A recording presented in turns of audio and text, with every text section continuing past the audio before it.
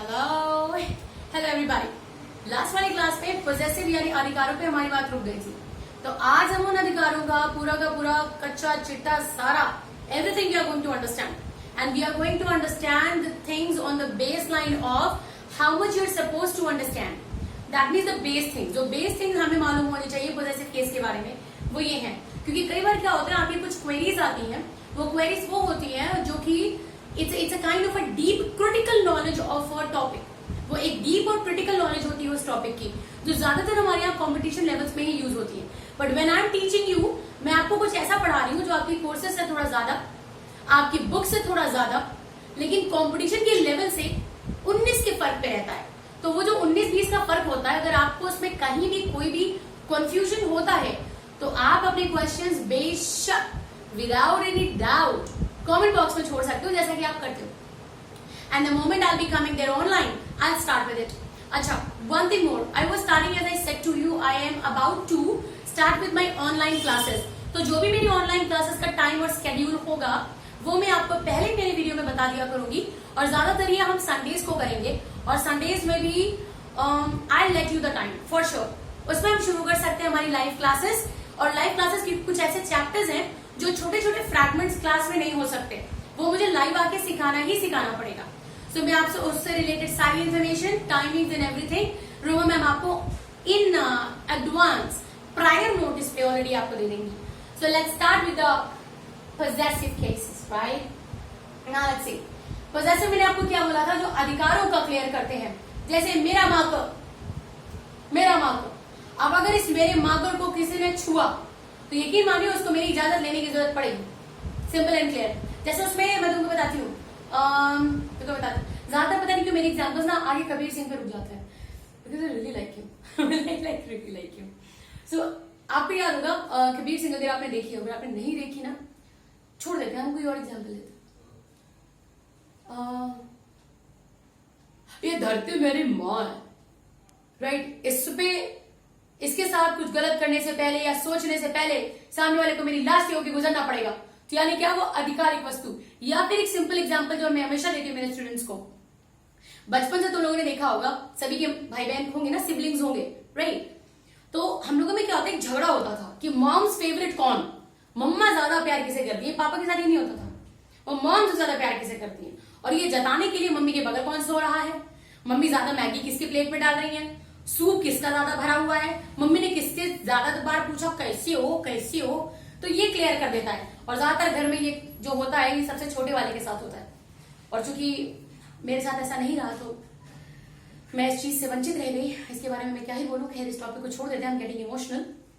फिलहाल अभी मैं इस बात को देखते हैं अधिकार को जताने के लिए।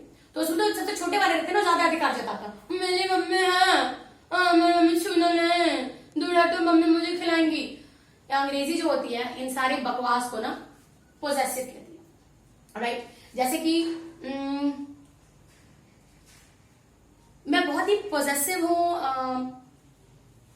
मेरी पर्सनैलिटी को लेकर, मैं बहुत ही पोजेसिव हूं इस बात को लेके कि हाँ, मैं कॉन्फिडेंस इज ऑल अबाउट।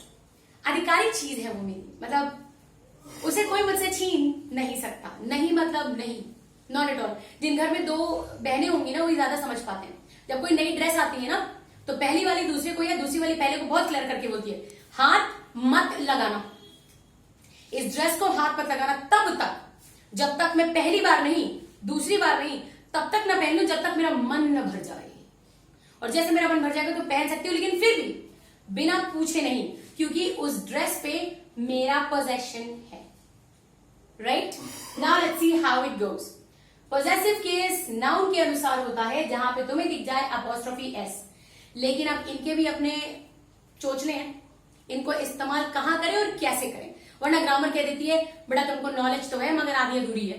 तो यहां पे मैंने एक लिस्ट बना के रखी हुई है कि इनको कैसे इस्तेमाल करना है।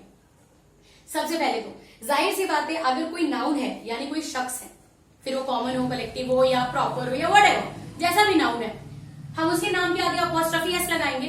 तो अगर अपॉस्ट्रोफी एस लगा हुआ है तो इसका मतलब होता है कि इसके बाद जो चीज लिखी गई है उस पे इसी बंदे या बंदी का अधिकार है, राइट। अभी जैसे फॉर एग्जाम्पल यहाँ पे देखो कहां पे यूज करते हैं। पहला मैंने फंडा लिखा है, अगर सिर्फ नाम होगा तो आप कंफ्यूज मत होइएगा कि मैम नेम के आगे तो हमने अपोस्ट्रोफी एस ऐसे लिखा कभी नहीं देखा। ये हिंट है तुम्हारे लिए, ये नेम्स ऐसे नहीं होता है, राइट। मैं कह रही हूं अगर किसी का नाम है तो उसमें आगे अपोस्ट्रोफी एस लगता है, लेकिन अगर नाम के आगे सरनेम लिखा है तो नेम में अपोस्ट्रोफी एस नहीं लगता बल्कि सरनेम में लगता है। जैसे अगर सिर्फ लिखा है रोमा, हो सकता है आप ये बार बार कह रहे हो कि मैम एक ही एग्जाम्पल रह गया है।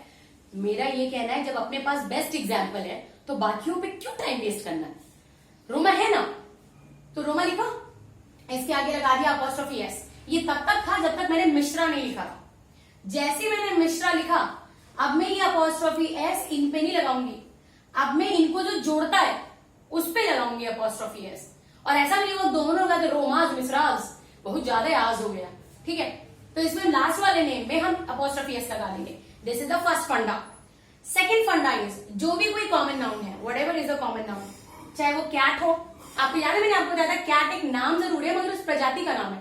पर्टिकुलर उसका नाम देंगे तो अगर जैसे कहते हैं टॉम एंड जेरी देखते ना, तो उस कैट का नाम हुआ तब वो प्रॉपर हुआ, ऐसे तो वो कॉमन है क्योंकि हर बिल्ली और बिल्लौता है कैट ही होने वाला है, ठीक है। सो अभी जब हमने कैट बोला तो हमने क्या लगाया अपोस्ट्रोफी एस। हमने बोला टीचर तो हमने लगाया अपोस्ट्रोफी एस। यानी कि अगर उसी चीज से रिलेटेड है तो हम आगे अपोस्ट्रोफी एस लगा के, जैसे कैट्स बोल, बोल मतलब कटोरा, इसको आप में से कई लोग बोलते होंगे बाउल, ये बाउल नहीं है, बोल है, बोल बेबी बोल, बोल। इसी तरह से टीचर्स, मान लो कि मैंने लिखा है diary,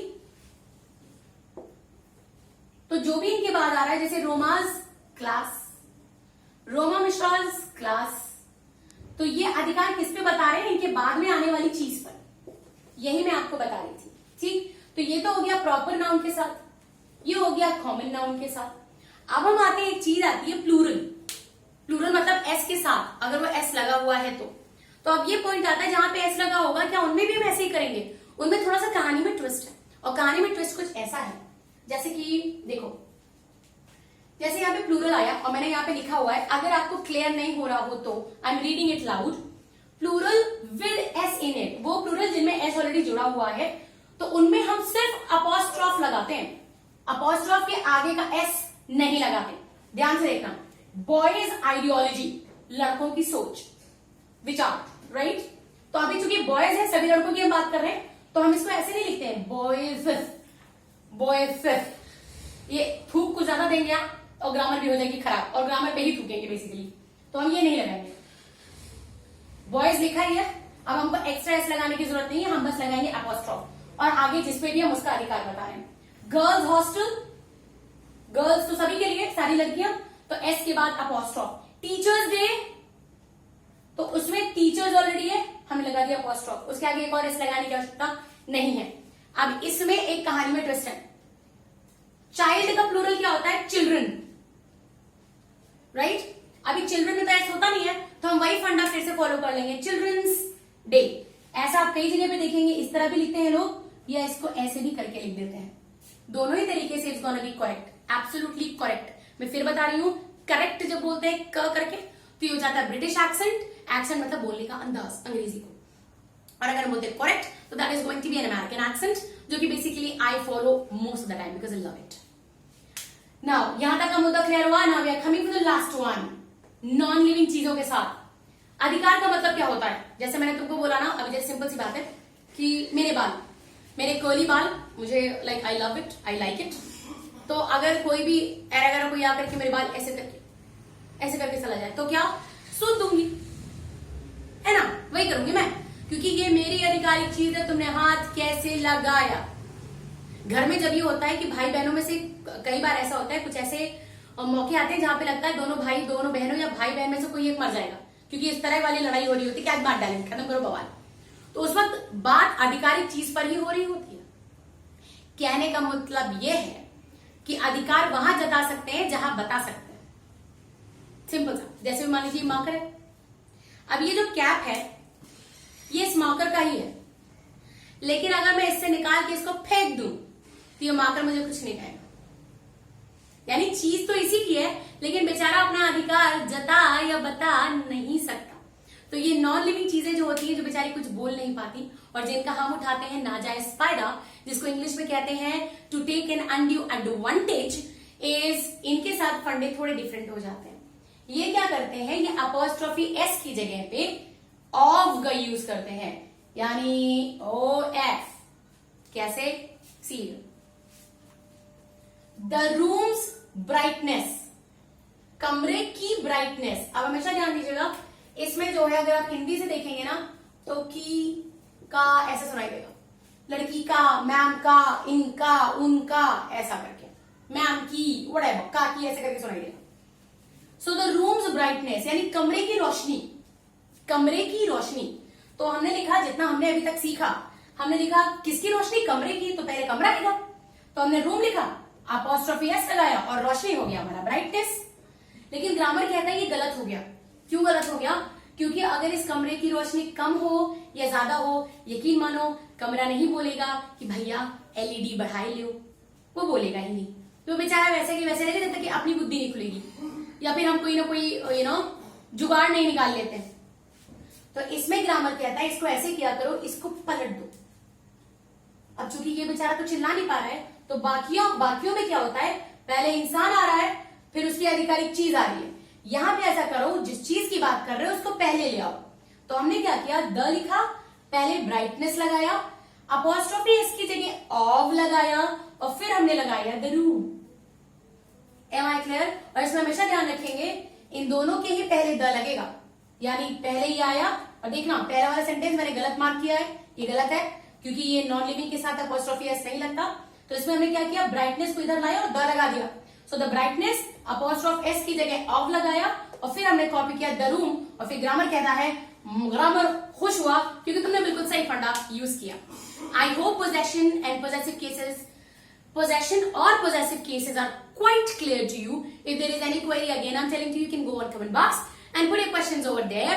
I'll come online and answer all your questions. और आप जिस तरह से सॉल्व कर रहे हैं, जिस तरह से फॉलो कर रहे हैं, please keep following, keep subscribing, going on with it, press the bell icon, go with it and जकाओ, जाके वापस आओ। बाय।